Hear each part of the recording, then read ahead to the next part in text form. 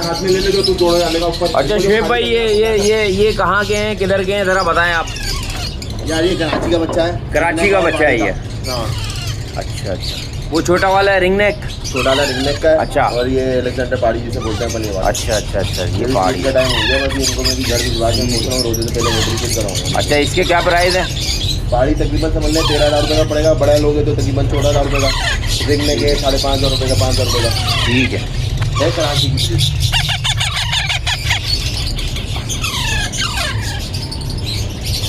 किसी भी भाई को चाहिए आलियान बर्ड्स पे रब्ता करें, इस पे नंबर आपको दे दिया जाएगा और कार्गो का भी इंतज़ाम है।